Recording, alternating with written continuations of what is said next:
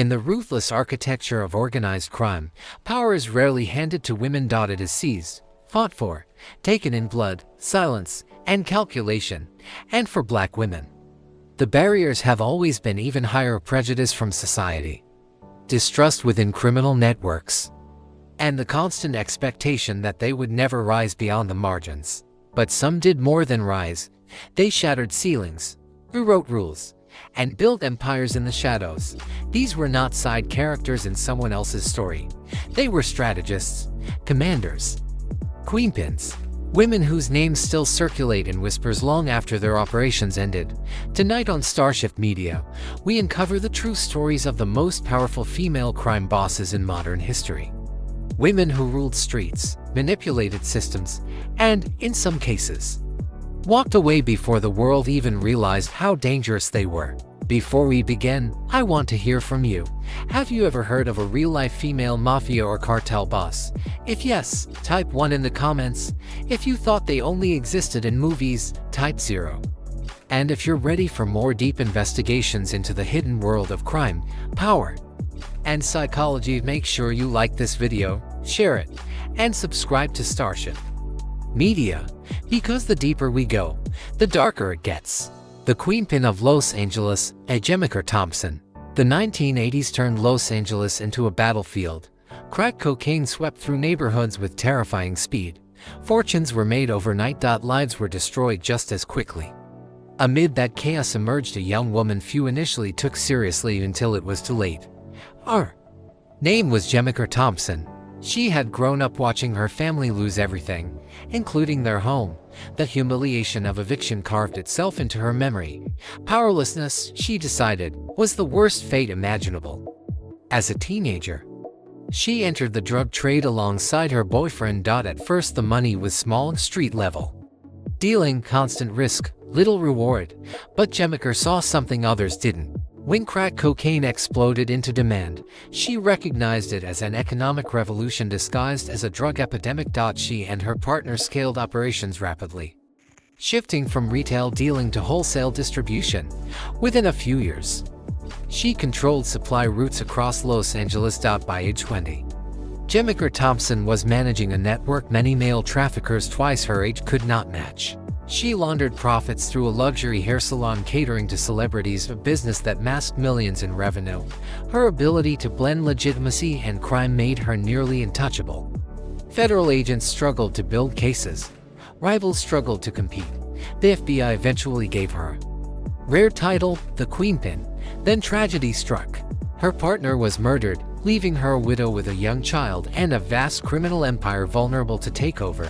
Most kingpins fall in moments like this. Jemiker consolidated power instead. She tightened distribution channels, enforced loyalty, and expanded connections. By the early 1990s, she stood as one of Los Angeles' most influential traffickers, but even the most disciplined criminal has a weakness. For Jemiker, it was motherhood. In 1993, she returned to Los Angeles to attend her son's school graduation, a decision driven by love rather than strategy. Federal agents were waiting. She faced a potential 25-year sentence. She accepted a plea of 15 years. Prison changed her trajectory. Faith replaced ambition. Reflection replaced fear. When she was released in 2005, Jemiker Thompson walked out not as a queenpin, but as a preacher. She founded a ministry helping former inmates rebuild their lives, wrote about her past, and spoke publicly about crime's consequences.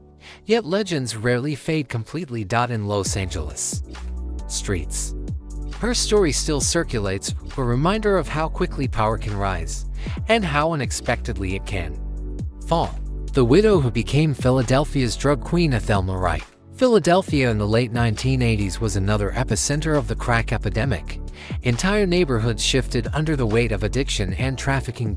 And in that environment, one woman's life changed forever overnight. Her name was Thelma Wright. She had not entered crime by ambition.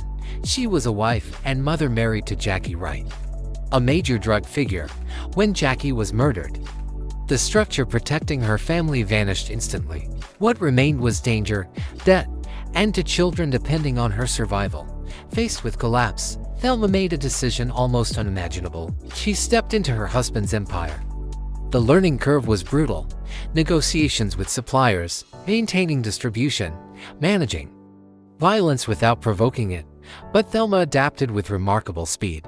Within years, she controlled a sophisticated cocaine and heroin network generating hundreds of thousands of dollars monthly, and like many traffickers, her leadership style emphasized stability over expansion. She minimized conflict, maintained disciplined supply chains, and cultivated loyalty.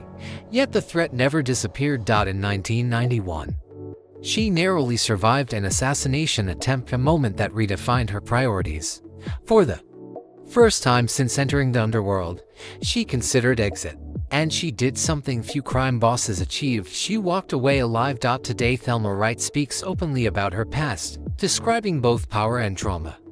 Her story reveals a harsh truth: some queenpins were not driven by greed, but by survival in a world that offered no alternatives. The phantom jewel thief, Doris Payne.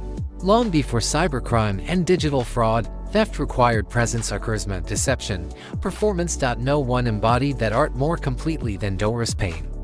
Born in West Virginia in 1930 into poverty and racial discrimination, Doris developed an escape through imagination.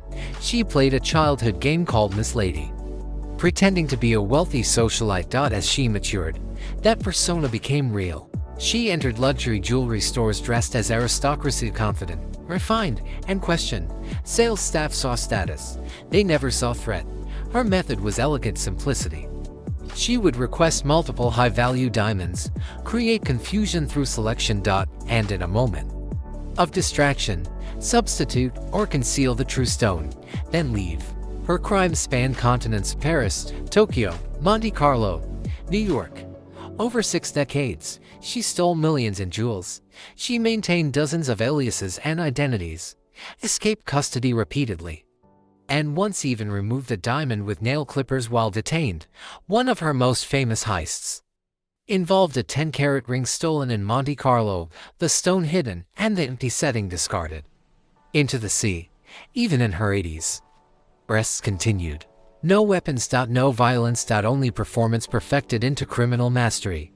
Doris Payne became something rare in crime history, a legend built purely on intellect and audacity. Detroit's Big 50 at Delrhonda Hood. Some queenpins ruled quietly, others ruled through fear and reputation. Few names carried more intimidation in Detroit than Delrhonda Hood. Born into hardship and a mother by 15, she entered drug trafficking young, but unlike many street dealers, she possessed strategic awareness and commanding presence. Her operations expanded rapidly. Profits reached millions. And rivals avoided confrontation. Her nickname, Big 50, symbolized both wealth and status. In Detroit's drug economy, she became royalty. Law enforcement pursued her relentlessly, yet her network endured for years. Her story illustrates another pattern in female crime leadership: resilience forged in poverty and survival pressure. The gang hit woman, as Sylvia Nunn. Not every criminal path begins with money. Some begin with grief. After her brother's killing and gang violence, Sylvia Nunn chose vengeance. Still a teenager, she joined the Bloods and became an enforcer, and disguising herself as male to ambush rivals. Her street name, Rambo. Her reputation, fearless. Violence became identity. Addiction intensified brutality, and fear followed her presence. Yet the same world she embraced eventually turned on her, facing life imprisonment. She cooperated with authorities, a decision that forced her disappearance into anonymity.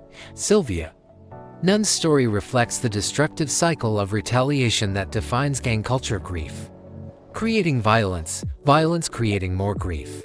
The educated drug strategist Perian Roberts. Crime stereotypes often assume lack of education. Perian Roberts shattered that assumption. Raised middle class, educated in Catholic school, and studying pre-law, she possessed analytical skills in common in trafficking networks. When she entered cocaine distribution in the late 1980s, she approached it like business: logistics, supply chains, wholesale sourcing, dealer management, revenue optimization. Her network spread across Alabama with over 70 distributors and millions in monthly revenue. Publicly She appeared legitimate, paying taxes, hosting charity events, blending into society. In 2004, she received a 99-year sentence. 2 years later, she received a full pardon, an outcome almost unprecedented. Her release transformed her into a public figure advocating reform. Yet analysts of crime psychology note something enduring: strategic thinkers rarely abandon strategy entirely. The FBI most wanted fugitive Shan Henderson. Few criminals ever reach national notoriety through federal lists. Shan Henderson did. Raised in violent housing projects, she entered gang culture early. Authorities later linked her to a murder and multiple shootings during a gang war. She fled and appeared on the FBI most wanted list. Capture ended her fugitive period. But her case revealed something significant: women could lead violence networks as effectively as men. Her later imprisonment did not fully erase fears of lingering influence, a recurring theme among crime leaders. The invisible smuggler Charmaine Roman. Some criminals dominate territory, others master invisibility. Charmaine Roman lived as an ordinary suburban mother while secretly operating cross-border marijuana smuggling between Mexico and Florida. She laundered profits through casinos and shell companies, maintained multiple identities, and concealed operations even from family. When arrested in 2013, authorities uncovered nearly a decade of deception. Her current whereabouts remain uncertain, a factor that deepens myth. In crime culture, disappearance often enhances legend more than capture. The digital age fraud queen Aisha Hall. As crime evolved into financial and digital domains, new queenpins emerged. Among them, Aisha Hall. Operating in New York, she constructed a complex fraud empire using forged tax documents, shell corporations, and identity manipulation. Banks believed her legitimacy. Assets exceeded $10 million. Before exposure. In 2014, federal prosecution dismantled her network. She served a decade in prison. Upon release, she rebranded as entrepreneur and speaker, an example of modern criminal reinvention through media. Her trajectory reflects a broader shift: crime leadership moving from streets to systems. Across decades and cities, these women built power in worlds designed to exclude them. Drug empires. Global theft, financial deception, violence networks. Their motivations differed: survival, ambition, revenge, strategy. But they shared one trait: they refused limitation. Some reformed. Some disappeared. Some remain myths. And all reshaped assumptions about gender and power in crime history. So now the question returns to you. Which female kingpin shocked you the most? Tell me in the comments. And if you want more deep investigations into the world's most dangerous figures like this video, share it and subscribe to Starshift Media, because the next story is already waiting. And it may be even darker than this one.